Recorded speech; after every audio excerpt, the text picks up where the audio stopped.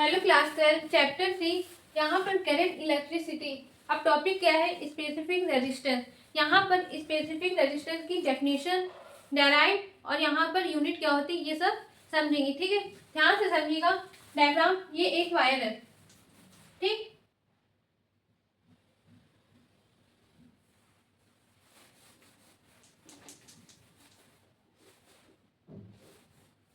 ये क्या वायर है, ठीक है। अब यहाँ पर ये जो गोल है ये क्या एरिया है, मतलब क्रॉस सेक्शनल एरिया वायर का। अब इसकी लेंथ कितनी है? स्मॉल एल, ठीक। और आर क्या है? रेजिस्टेंस, ठीक है। ये सिंपल सा डायग्राम है समझने के लिए। अब यहाँ पर देखिए सब बताएंगे।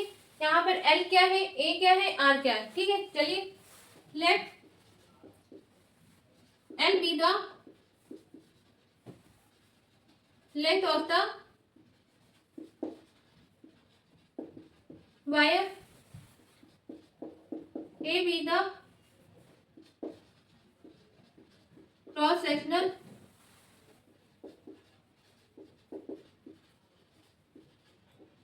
area and R be the resistance, ठीक है। यहाँ पर L क्या है? लेंथ ऑफ अ वायर, और यहाँ पर A क्या है? Cross sectional area of the wire, ठीक है। चाहे तो आप लोग लिख सकते cross sectional area of the wire, R be the resistance, ठीक है। सिंपल सा है। अब इसके बाद यहाँ पर ध्यान से समझिएगा language. See the resistance is directly proportional to the length of the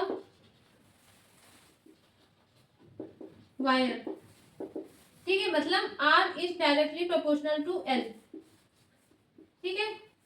यही हमने लिखा है ना, resistance is directly proportional to the length of the wire, ठीक है। इसको हम ऐसे लिखेंगे। अब इसके बाद second, the resistance is inversely proportional to the cross sectional area of the wire, ठीक है। मतलब यहाँ पर R is inversely proportional to 1/A, ठीक है। जो हमने यहाँ पर लैंग्वेज लिखा है, अगर आपको लैंग्वेज नहीं याद है मान लीजिए, तो आप बस इतना याद रखिएगा, R is directly proportional to L, और second point R is inversely proportional to 1/A।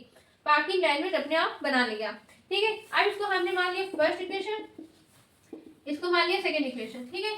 Now from equation first and second we get, ठीक।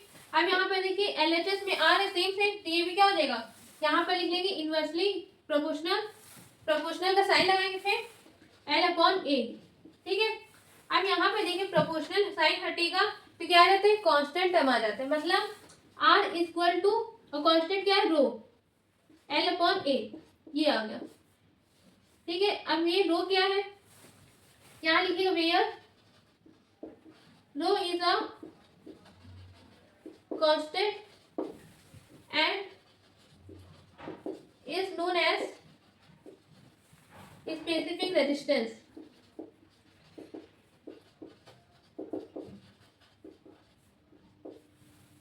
ठीक है। यही हमारा स्पेसिफिक रेजिस्टेंस कहलाता है, ठीक है।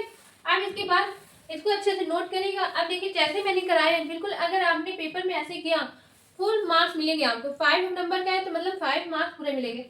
डायग्राम इतना अच्छे से समझाना, फिर इसके बाद आगे और भी है, इसको रफ करके हम समझाते हैं, इसको अच्छे से नोट कर लीजिए। अब देखिए यहाँ तक आपने नोट कर लिया होगा। इसके बाद देखिए ये यहाँ तक फॉर्मूला था। अब इसके बाद ध्यान से समझिएगा, if L equal to 1 metre, A equal to 1 metre square, ठीक है। तब क्या आएगा?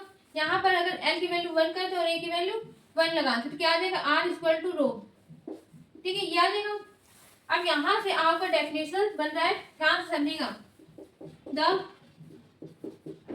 Specific resistance is equal to the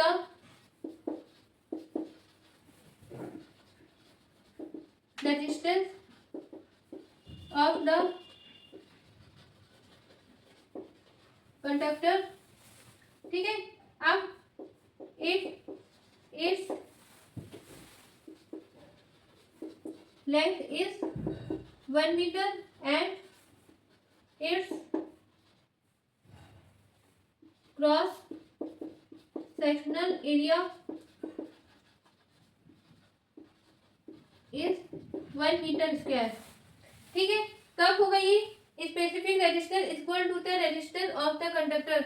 ये बराबर कब होगा, जब लेंथ की 1 मीटर लेंगे और cross sectional area 1 metre square, तब हमारे ये क्या होता है, आर इक्वल टू रो। ठीक है, अब इसके बाद अगर हमसे बोला था यूनिट की बात हो तो यूनिट ऑफ